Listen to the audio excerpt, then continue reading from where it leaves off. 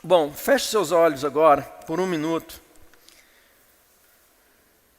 E fale ao Espírito Santo, fala, Espírito Santo, gere fome e sede no meu coração, nessa manhã. Peça ao Espírito Santo que fale com você agora.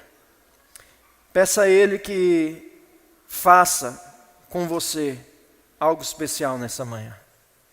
Espírito Santo, nós te entregamos toda a direção, nós te entregamos todas as coisas.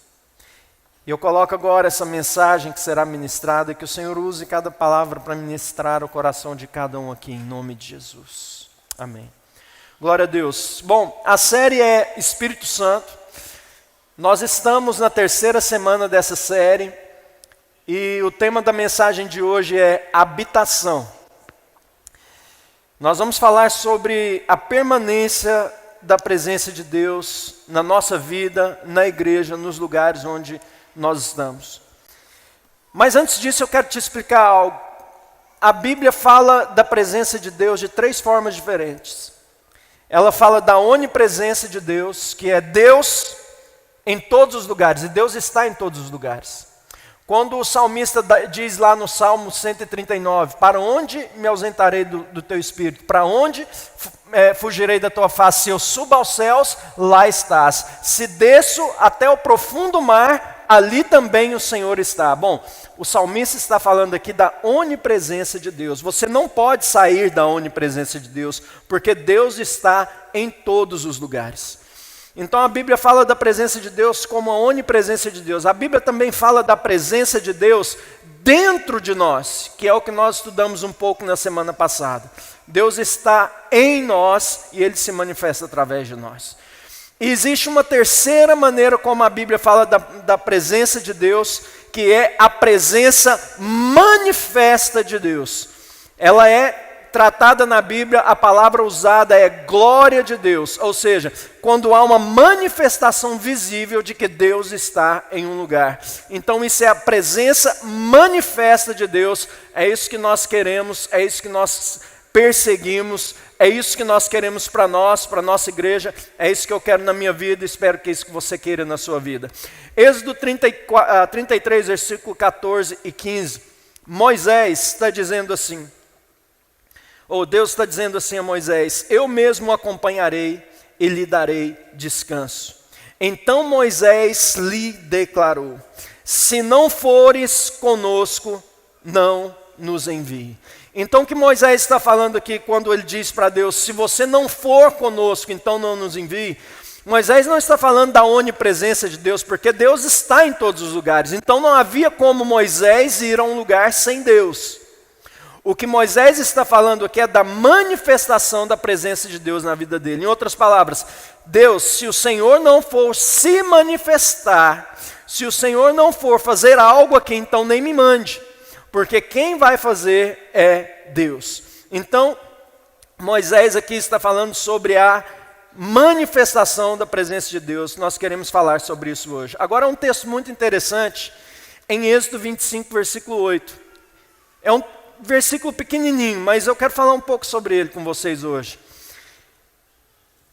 Antes de eu ler, deixa eu te explicar o contexto. Os irmãos é lógico que sabem, mas não vale, não tem, a gente pode revisar. Bom, Deus tira o povo do Egito e leva-os para uma terra prometida, mas nesse período entre Egito e terra prometida, aqui um período de 40 anos, onde o povo estava sempre procurando para um lugar para ficar, sempre procurando para um lugar para morar, uma casa que fosse deles. E durante esses 40 anos, o povo de Israel, eles ocuparam cidades que eles não construíram, desfrutaram de plantações que eles não plantaram, tomaram posse de fazendas que eles não cultivaram, de celeiros que eles não encheram, e Deus ia dando para eles, à medida que o tempo ia passando e eles iam conquistando. Assim que eles entram em Canaã, Deus começa a dar para eles posses. Mas o tempo no deserto foi um tempo muito difícil, antes do povo começar a conquistar. Onde as pessoas, elas viviam na dependência de Deus, daquilo que Deus fazia por elas a cada dia. E há algo interessante porque quem era esse povo? Esse povo eram uns escravos que tinham saído do Egito. E assim como nós hoje, esse povo não era fácil. Eles eram desobedientes, eles eram incrédulos, eles eram idólatras, eles não obedeciam a palavra de Deus como Deus ordenava. Mas é muito interessante porque mesmo esse povo sendo tão problemático do jeito que eles eram, Deus os amava tanto que disse isso daqui para Moisés, que eu vou ler aqui para você agora, em Êxodo 25, versículo 8. Deus vira para Moisés e diz assim: e farão um santuário para mim, e eu habitarei no meio deles. Bom, Deus olha para esse povo, maltrapilho, desobediente, problemático, e ele tem uma ideia fantástica. Deus olha assim e fala assim: eu vou morar no meio desse povo. Eu quero morar. Moisés, você vai fazer uma coisa para mim. Você vai fazer uma casa. Por quê, Deus? Porque eu quero morar junto com vocês. Eu acho esse texto intrigante, interessante. Porque um Deus santo, todo-poderoso, decide vir morar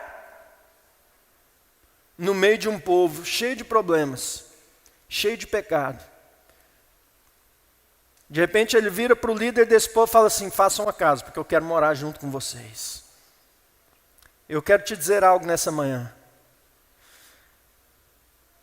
Deus quer habitar no nosso meio. Ele não quer apenas que nós experimentemos da onipresença dEle, Ele quer se manifestar no nosso meio. Mas quando eu vejo um texto como esse, quando eu olho o contexto,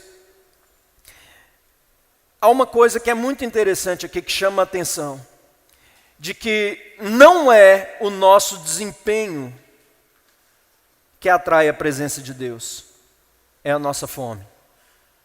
Esse povo não tinha desempenho suficiente para Deus falar assim: eu vou descer e eu vou habitar no meio deles. Mas eles eram um povo que estavam sempre clamando a Deus. Eles passaram 400 anos no cativeiro e eles sempre clamavam a Deus. Diga assim: não é o meu desempenho, é a minha fome que importa. É o nosso desejo por Deus que vai fazer toda a diferença. Agora eu tenho uma pergunta para te fazer. Deus quer habitar no nosso meio. Quantos concordam com isso? A palavra diz isso. Deus quer se manifestar no nosso meio. Quantos concordam? Podem concordar com isso? Amém. Você crê que Deus pode fazer isso? Você crê que Deus pode se manifestar de maneiras absurdas no nosso meio? Eu fico olhando, eu estava conversando com os pastores no cenáculo, essa semana quando a gente estava orando. Eu estava perguntando para eles, falo, gente, eu fico olhando para a Bíblia e eu me lembrei do Filipe. Falo assim, Deus não respeita nem o tempo, nem a física, nenhum dos nossos limites. Deus pega um cara e traslada ele. Só existe isso em filme de ficção científica. Filipe é trasladado para pregar para uma pessoa. Deixa eu te perguntar uma coisa. Esse é o mesmo Deus que eu e você servimos? Você consegue imaginar coisas assim acontecendo na igreja hoje? De repente você aparece em outro lugar. Eu fico pensando, falando, uau. Será que nós vamos ver? Você acredita que essas coisas ainda podem acontecer? Você acredita que Deus ainda pode fazer coisas assim? Acredita mesmo? Porque é difícil de acreditar. Concorda comigo? Que é difícil de acreditar? De repente você aparece lá na China para pregar para um chinês. Vou te dizer uma coisa, se isso acontecer com você, você não precisa nem se preocupar se você fala chinês ou não. Mas é interessante porque voltando à pergunta, Deus quer se manifestar, certo? Ele pode se manifestar, Deus pode fazer o que Ele quiser. Ele é Deus. E como eu disse na primeira palavra, o Espírito Santo ele é incontrolável, nós não manipulamos. Ele faz o que Ele quer na hora que Ele quer. Então a minha pergunta para você é, se Deus pode se manifestar quando Ele quiser, do jeito que Ele quiser, então por que Ele não vem? Todas as vezes que a gente se reúne. Eu creio que é um texto na Bíblia que é chave para nós. Um texto que a gente fala muitas vezes para pregar para o ímpio, mas ele foi escrito para a igreja, para os crentes. É um texto que diz assim, eis que estou à porta e bato. Se alguém abrir a porta, eu entrarei. Deus quer entrar na sua vida, Deus quer entrar na sua casa, mas Deus quer ser convidado. Ele quer ser desejado, Ele quer ser perseguido. O que traz a presença de Deus é esse desejo do povo. Deixa eu ler para você Salmo 107. Vou ler do versículo 1 a 9. E depois no final eu vou fechar lendo o versículo 33. Diz assim, deem graças ao Senhor porque Ele é bom, o seu amor dura para sempre. Assim o digam os que o Senhor resgatou, os que livrou das mãos do adversário e reuniu outras terras do oriente, do ocidente, do norte e do sul. Presta atenção aqui, perambularam pelo deserto e por terras áridas, sem encontrar cidade habitada. Está falando aqui do caminho do povo de Israel no deserto, tá certo? Estavam famintos, sedentos, suas vidas iam-se esvaindo. Na sua aflição, clamaram ao Senhor, e Ele os livrou da tribulação em que se encontravam e os conduziu por caminho seguro a uma cidade habitada. Que eles deem graças ao Senhor por seu amor leal e por suas maravilhas em favor dos homens. Presta atenção nisso, porque Ele sacia o sedento e satisfaz plenamente o faminto. Então você vê Deus aqui falando, o salmista escrevendo que o povo estava em uma situação difícil, onde eles clamavam a Deus, eles estavam com fome e com sede, eles clamavam a Deus. Então Deus vem e supre a necessidade deles e termina falando que Deus sacia o sedento e satisfaz plenamente o faminto. Algumas coisas que eu quero falar aqui com você. A primeira coisa que você precisa entender, o quanto Deus valoriza a fome. Não a fome natural, mas a fome de Deus, a fome dele. O quanto Deus valoriza pessoas que o buscam. Há um texto muito interessante, quero ler para você em Isaías 29, versículo 8. Diz assim que um homem faminto, lê comigo, como quando um homem faminto sonha que está comendo. Digo, o homem faminto sonha que está comendo. Mas acorda e sua fome continua. Agora olha só o próximo que ele diz lá. Como o homem sedento que tem sede sonha que está bebendo. Mas acorda enfraquecido. Olha que interessante que o profeta está falando aqui. Eu quero usar isso de uma maneira para você entender a ilustração que eu vou fazer. Quem sonha, ou quem tem sede e fome, sonha. A fome e a sede por Deus é o que nos faz sonhar com aquilo que Deus pode fazer na nossa vida. Aqueles que perderam a paixão na sua vida, aqueles que perderam a paixão por algo na vida, por progresso, por expansão, por crescimento, aqueles que perderam a paixão na sua vida por alcançar mais coisas, que desistiram de uma visão que eles tinham, que não acreditam mais que podem fazer coisas que antes eles acreditavam. O problema dessas pessoas, deixa eu te dizer qual é.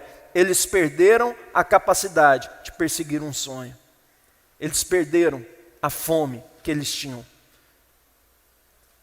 Diz assim comigo, fome faz o sujeito sonhar. Eu não sei se você já passou fome, mas um dia eu passei fome. Mas eu estava jejuando, não foi culpa do meu pai e da minha mãe. O bispo Ronaldo levou um grupo de pessoas para a gente fazer 3 dias de jejum. Dos que estão aqui na igreja, o Zé Luiz estava, o Márcio Belchior estava, o Neide. Olha, Neidivan, você sentou no lugar errado hoje? Seu lugar é ali, mano. Você gostaria de voltar para o seu lugar? Não. O Neidivan estava nesse jejum. O Zé Luiz, o Márcio Belchior está aqui, estava nesse jejum. Carlão, Luizão. Nessa época estava todo mundo desse tamanho assim. Ó. Maxwell. Irmãos, que sofrimento foi aquele jejum. Porque os irmãos só falavam de comida o tempo inteiro. Eles não falavam da Bíblia. Eles falavam de churrasco. Eles falavam de sair de lá e ir para a churrascaria, da macarronada, e você lá com fome. E aí o que acontecia? A gente sonhava com comida e acordava com fome. O Ivanor não estava não, estava Ivanor nesse? Estava também? Misericórdia, você lembra disso? E eu falava para os irmãos, gente, para de falar de comida, que senão nós vamos morrer aqui. O sujeito, quando ele está com fome, ele sonha em comer. Ele sonha em comer, ele sonha com a comida. É interessante porque se você for ver que pessoas que tiveram tudo na vida e nunca tiveram que conquistar nada, nunca tiveram que fazer nada, ou sofrer um pouco, ou perseguir um sonho, é interessante porque essas pessoas elas têm muita dificuldade de entenderem o propósito de Deus na vida delas. Essas pessoas, elas não conseguem descobrir e perceber o motivo pelo qual elas foram criadas por Deus. Sabe por quê? Porque no reino de Deus, as coisas acontecem, nós nos movemos por paixão, nós nos movemos por visão, nós nos movemos pelo sonho, é assim que nós nos movemos no reino de Deus. E pessoas que nunca correram atrás, nunca tiveram que lutar na vida por alguma coisa, elas têm dificuldade de entender o propósito de Deus na vida delas. Isso é algo interessante, mas só uma aspas. Mas tem outra coisa que a fome faz conosco, que eu acredito que Deus valoriza a fome por causa disso. Quero ler Provérbios 6, versículo 30 e 31. Diz assim: o ladrão não é desprezado. Se faminto, rouba para matar a fome. Interessante. Roubar para matar a fome. Quantos aqui roubariam para comer? Agora eu te apertei sem abraçar, fala a verdade. Quantos aqui roubariam para comer? Eu vou te dizer algo. Você não vai saber enquanto me responder isso enquanto você não passar fome. O dia que você passar fome, você pode me responder isso.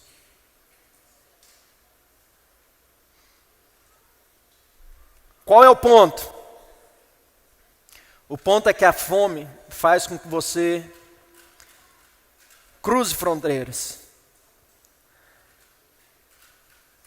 Deixa eu colocar assim, a fome tem um fator motivacional que leva a pessoa a sair da sua zona de segurança e agir além do que é conveniente para ela.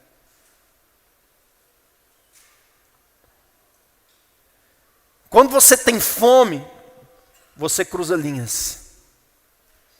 Você sai da conveniência. Tem uma coisa que te impulsiona. Tem uma motivação que te leva a sair da zona de conforto e fazer alguma coisa.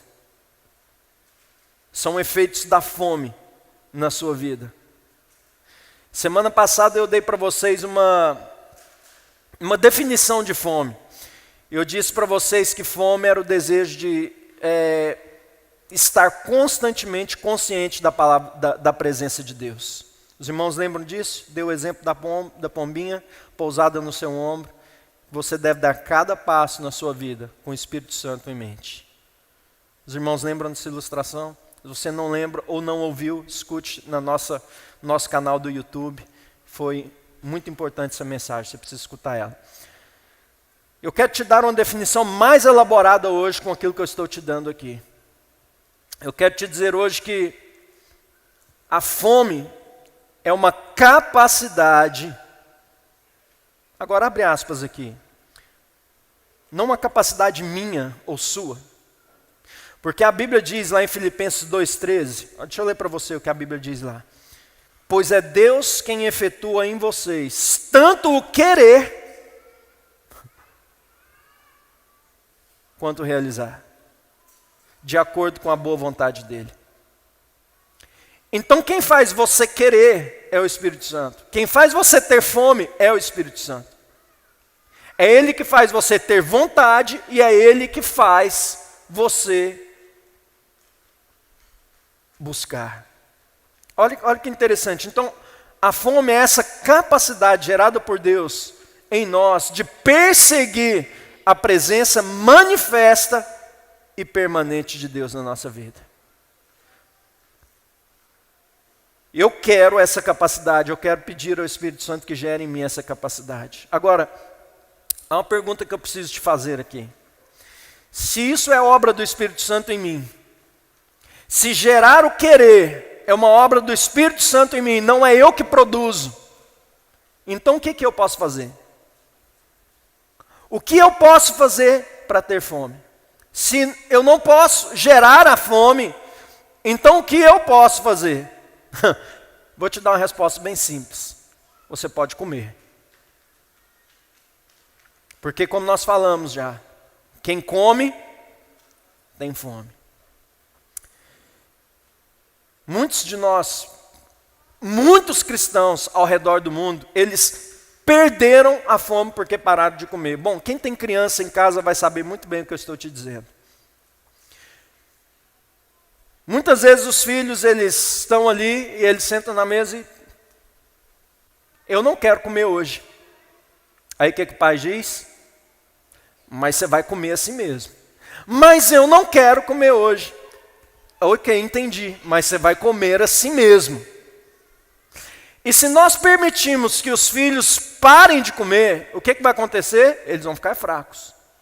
E eles vão adoecer. Então deixa eu te dizer algo. Muitos de nós, o que nós precisamos fazer é simplesmente sentar e escolher comer. E deixa o Espírito Santo fazer o resto. Nós precisamos sair da nossa posição. Nós precisamos sair da nossa zona de conforto. Nós precisamos nos apresentar diante de Deus e dizer assim: Deus, gera em mim. Eu quero ser um perseguidor dessa fome. Porque quando Deus começar a perseguir você, você vai ter a presença manifesta de Deus na sua vida de forma tão incontrolável que até mesmo você vai ficar surpreso. É isso que nós queremos perseguir. Muitas vezes você simplesmente precisa fazer isso, se sentar à mesa e comer.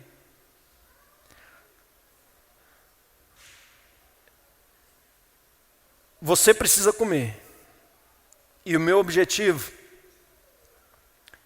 é deixar você faminto. O meu objetivo é deixar a igreja faminta, sedenta por Deus. Mas eu sei que isso não é papel meu. Então o que eu estou fazendo é tentando te dar um pouco de comida.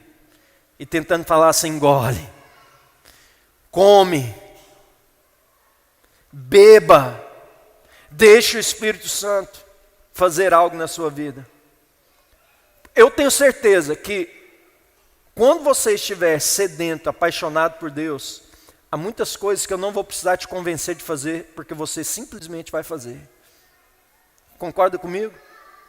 Muitas vezes eu preciso insistir como pastor da igreja, e eu faço isso. Eu preciso insistir com você que você faça coisas que, se você estivesse sedento, com fome com Deus, eu não precisaria insistir com você. Porque a paixão, ela muda tudo. Eu prefiro ter um avivamento que eu não consigo controlar, do que ter que ficar tentando fazer com que as pessoas façam algo que elas não querem fazer. Então o meu objetivo, a minha oração, e o motivo pelo qual eu tenho orado e que nós jejuamos essa semana. Quantos estavam de jejum essa semana por esse motivo? Deixa eu ver, levante sua mão. Algumas pessoas. E a minha oração é: Deus gera fome, nos tira desse lugar, nos tira deste lugar onde as pessoas perderam a sensibilidade, a fome pela presença de Deus. Eu quero ler para você aqui três depoimentos, não depoimentos, declarações de 3 pessoas muito importantes na história que foram avivalistas, ok? A primeira delas é uma frase de Charles Finney. Charles Finney teve o seu ministério na Inglaterra. Ele era um americano, mas o ministério dele foi na Inglaterra no século XIX. Ele é conhecido como o pai do avivamento moderno. Se você não conhece a história dele, depois pesquise, é uma história muito bonita. Então, Charles Finney escreveu isso daqui. Sem qualquer expectativa, sem nunca ter pensado que havia algo assim para mim, o Espírito Santo desceu sobre mim de uma forma que parecia passar através do meu corpo e alma. A impressão que eu tive foi como se uma onda de eletricidade estivesse passando por mim. De fato, parecia vir em ondas, e ondas de amor líquido. Não consigo expressar de outra maneira. Parecia o próprio fôlego de Deus. Nenhuma palavra pode expressar o maravilhoso amor que foi derramado em meu coração. Chorei de alegria e amor. Eu não sei, mas devo dizer que eu literalmente gritei por causa do surto incalculável do meu coração. Uma declaração de William Booth. William Booth é um outro inglês do século XIX. Não sei se você já ouviu falar do Exército da Salvação, Salvation Army. Um dos ministérios ativos até hoje, que mais provê ajuda humanitária em catástrofes mundiais. Ele escreveu o seguinte: há muitos homens mais espertos do que eu, homens com melhores oportunidades do que eu, mas a partir do dia em que Deus colocou os pobres de Londres no meu coração, e eu compreendi o que Jesus Cristo faria pelos pobres de Londres, eu convenci a mim mesmo de que Deus teria tudo de William Booth que fosse possível. E se há algum poder no ministério Exército da Salvação hoje em dia, é porque Deus tem toda a adoração do meu coração, todo o poder da minha vontade e toda a influência na minha vida. Uau! Vou ler mais um para você, de Moody, D.L. Moody, um outro americano, do século XIX, um pregador de multidões, americano de Massachusetts. Vira para o seu irmão e diga: Massachusetts.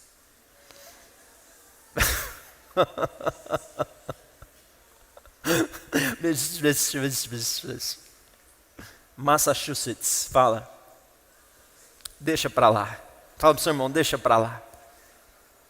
É interessante porque D.L. Moody, ele era pastor de uma igreja, um homem muito dedicado, um homem muito aplicado ao ministério e à igreja.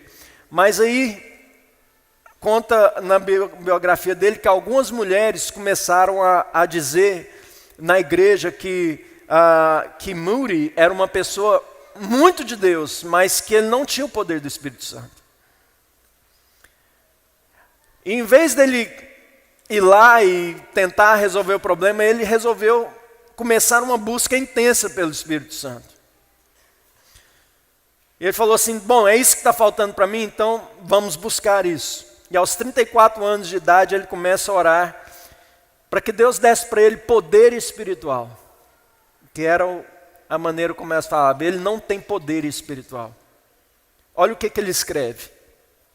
Eu estava clamando o tempo todo para que Deus me enchesse com o Espírito Santo. Bem, um dia, na cidade de Nova York, que dia, nem consigo descrever. É uma experiência quase sagrada e difícil de nomear.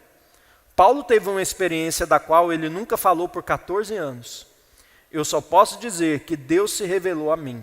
E eu tive essa experiência do seu amor, que eu tive que pedir a Ele para que me mantesse em sua mão naquele momento. Eu fui pregar de novo. Os sermões não eram diferentes. Eu não apresentei nenhuma nova verdade. E, no entanto, centenas de pessoas começaram a se converter. Eu jamais quero voltar ao lugar onde eu estava antes daquela experiência, nem se você me desse o mundo inteiro.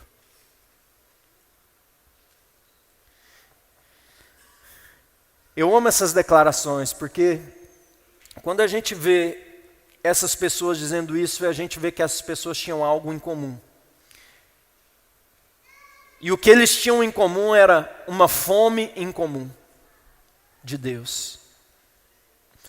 A questão é que a fome nos mantém em uma posição, escute o que eu vou te dizer, é importante isso. A fome nos mantém em uma posição de humildade e de dependência de Deus. Mateus 5, versículo 3 diz, bem-aventurados são os pobres de espírito, pois deles é o reino dos céus. Muitas pessoas não entendem essa expressão, pobre de espírito. Deus quer que eu seja pobre de espírito? O que isso significa? Por que bem-aventurados os pobres de espírito? Porque deles é o reino dos céus. Olha, pobre significa, eu estou numa situação de necessidade. Eu estou numa situação de dependência. Há algo na vida do rei Davi que nós precisamos aprender hoje. Algo que eu considero que é muito difícil para nós aprendermos hoje. Uma das coisas mais difíceis. Davi aprendeu a ter tudo, mas permanecer faminto por Deus. Como isso é difícil? Era um homem, Davi era o homem mais rico do seu tempo. Ele tinha tudo que ele queria. No entanto, ele escreve algumas coisas. Vou ler 3 versículos para vocês de Salmos. Olha o que Davi escrevia, Salmo 70, versículo 5. Quanto a mim, sou pobre e necessitado. É o homem mais rico do mundo, está dizendo isso. Apressa-te, ó Deus, tu és o meu socorro e o meu libertador. Senhor, não te demores. Salmo 40, versículo 17. Quanto a mim, sou pobre e necessitado, mas o Senhor preocupa-se comigo. Tu és o meu socorro e o meu libertador. Meu Deus, não te demores. Salmo 86, versículo 1. Inclina os teus ouvidos, ó Senhor, e responde-me, pois sou pobre e necessitado. Deixa eu te fazer uma pergunta. Quanto de recursos, estou falando de coisas naturais agora, quanto de recursos é necessário para tirar um homem da sua condição de um lugar de dependência de Deus? Responda essa pergunta, por favor. Quanto de recursos é necessário para tirar um homem da sua condição de ser dependente de Deus?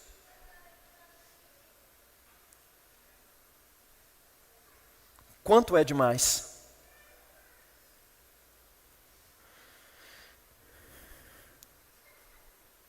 Eis a resposta. Qualquer quantia que leve uma pessoa a achar que não precisa de Deus é demais. Pode ser 10 milhões para um, pode ser 1.000 para outro. Não é o valor, é o impacto no relacionamento que conta. O quanto os recursos que Deus tem te dado, tem te tirado de uma situação de dependência de Deus. A Bíblia diz que é impossível agradar a Deus sem fé. Por quê? Porque a fé nos coloca neste lugar de dependência e de confiança em Deus. Eu preciso confiar. E Davi era esse cara abençoado. Ele conseguia se manter em uma posição de dependência, mesmo sendo o homem mais abençoado na terra. Ele conseguia ser dependente na abundância. Isso é uma lição incrível para nós. E era isso que fazia de Davi um homem segundo o coração de Deus. Ele jamais se apoiou nas coisas que ele tinha. Ele olhava, Davi era um homem pobre de espírito. E sabe o que acontecia? Deus o abençoava. Eu quero te dizer que a habitação de Deus no nosso meio sempre traz abundância. A habitação de Deus no meio de nós traz abundância. Eu estou falando de recursos mesmo. A habitação de Deus no nosso meio traz recursos naturais, traz recursos espirituais. Mas quando esses recursos chegam, nós precisamos zelar para que nós não saiamos de um lugar de dependência de Deus. Lucas 1, versículo 51 e 53 diz assim: Ele realizou poderosos feitos com seu braço, dispersou os que são soberbos no mais íntimo do seu coração, derrubou governantes dos seus tronos, mas exaltou os humildes, encheu de coisas boas, quem? Os famintos, mas despediu de mãos vazias os ricos. O que é isso? Uma aversão de Deus à prosperidade? Não, de forma nenhuma. Isso é uma aversão de Deus àqueles que se encontram em uma posição de estarem satisfeitos com aquilo que eles já obtiveram de Deus. Deus tem aversão a esse tipo de posição. Eu já estou satisfeito, eu já tenho o suficiente. Eles perderam a sua fome de Deus. Eu quero voltar no Salmo 107 para encerrar com vocês. Aquele que nós começamos mostrando como Deus sacia o faminto em uma terra de um povo que se encontra numa situação de dependência. Lá no versículo 35, ele começa dizendo assim: Deus, transforma o deserto em açudes e a terra ressecada em fontes. Ali ele assenta os famintos. Presta atenção nesses termos que eu vou te mostrar aqui agora. Para fundar uma cidade habitável. Diga, fundar uma cidade habitável. Semear lavouras, plantar vinhas, colher uma grande safra. Ele os abençoa e eles se multiplicam. E não deixa que diminuam os seus rebanhos. É interessante, se você olhar aqui, ele está falando de fundar cidades, plantar lavouras, vinhas, colher. Ele está falando de domínios da sociedade daquela época. Deixa eu te dizer algo. Deus confia aos famintos. Deus confia aos famintos a tarefa de implantar o reino de Deus na terra. Eu acredito que é algo profético nesse texto aqui, nesse salmo. Que Deus está falando aqui de famintos por Deus, porque essas pessoas elas terão um privilégio que está sendo mencionado aqui. Essas pessoas elas vão estabelecer cidades.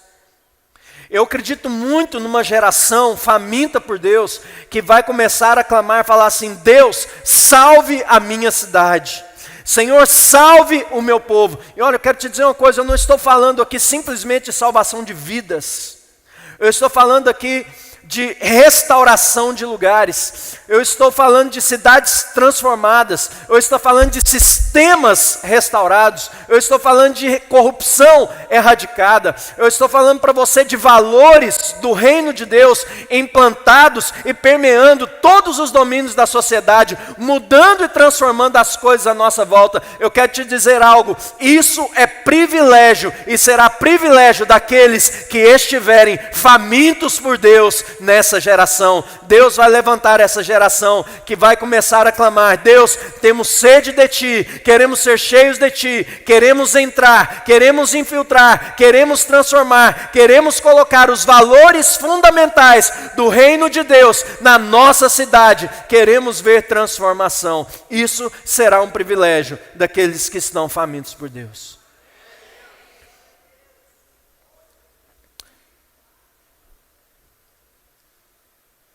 Deus quer que pessoas famintas determinem o DNA,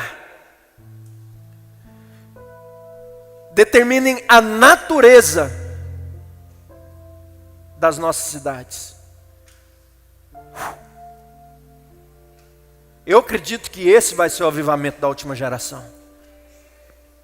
O avivamento da última geração não virá com pessoas simplesmente enchendo igrejas, falando em línguas, caindo para trás. Não, o avivamento da última hora, ele virá com uma transformação em massa, de cidades inteiras, sendo transformadas e permeadas pelos valores fundamentais dos princípios de Deus, dos princípios do reino de Deus. E Deus vai escolher essas pessoas famintas, que se mantiveram famintas. Uma coisa é ter fome, outra coisa é se manter faminto. Se manter com fome, se manter na dependência de Deus, se manter na posição de entender que sempre nós necessitamos da ação do Espírito Santo na nossa vida. Deus quer que o destino da nossa geração esteja nas mãos de pessoas famintas. Deus quer que o destino dessa geração seja estabelecido por aqueles que têm fome de Deus. Eu quero te encerrar dizendo assim que a fome é sim uma virtude, um presente do Espírito Santo para nós. Mas nós podemos clamar e pedir: Senhor, eu preciso ter fome de novo. Eu preciso ter sede de novo. Feche seus olhos agora. Será que você pode começar a fazer essa oração? Fala: Senhor, eu preciso sair dessa situação. Eu não tenho o suficiente. Sou pobre e necessitado. Porque bem-aventurados são os pobres de espírito, porque deles é o reino dos céus. O Espírito Santo está procurando pessoas assim, pessoas que se encontram nessa situação de necessidade, pessoas que se encontram numa situação de dizer a Deus: Senhor, gera fome no meu coração. Eu quero estar faminto pelo Senhor. Eu quero estar faminto pelo Senhor. Eu quero ser essa pessoa que busca a tua face, que busca o teu coração, até que o perseguidor se torne perseguido. Eu quero te buscar até que o Senhor decida me buscar. Eu quero buscar o teu coração até o Senhor decidir buscar o meu coração.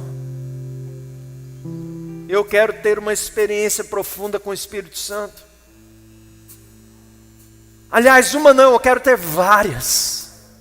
Eu quero ter várias experiências com o Espírito Santo. Eu quero batismo de amor. Eu quero ser batizado, eu quero ser mergulhado no amor de Deus. Eu quero beber das suas águas, eu quero beber da tua vida. Eu quero beber do teu amor. Eu quero que você se coloque de pé agora.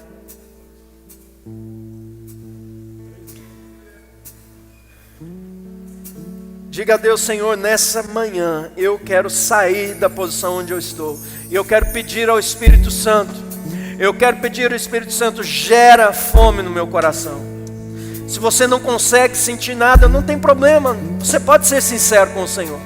Você pode simplesmente dizer ao Senhor, falar: Senhor, eu não estou sentindo, eu não sinto nada, eu não sinto essa fome, eu não sinto o desejo de buscar a presença de Deus. Mas nessa manhã, eu decido me sentar à mesa e eu escolho comer. E eu quero pedir ao Espírito Santo: gere na minha vida esse desejo. Gere na minha vida essa fome. Gere em mim esse desejo. Espírito Santo, eu quero em nome de Jesus te pedir isso. Simplesmente agora eu quero convidar a igreja para se assentar à mesa e decidir e escolher comer. e começar a pedir: Espírito Santo, gera em nós o querer. Senhor, em nome de Jesus, gera em nós o querer. Gera em nós a fome e o desejo de estarmos na Tua presença. Porque o que nós queremos é a manifestação da Tua presença. Sabemos, Senhor, que o Senhor está aqui, mas queremos que o Senhor se manifeste em nós e através de nós. É isso que nós queremos nessa noite, nessa manhã. É isso que nós buscamos do Senhor. Eu quero fazer uma oração por você. E eu quero orar nessa manhã para que a igreja seja despertada com uma fome em comum, pela qual nós temos orado e jejuado e pedido a Deus que gere isso em nós. Eu quero pedir nessa manhã que o Espírito Santo toque a sua vida, gerando no seu coração essa fome incomum por Deus e pela presença de Deus,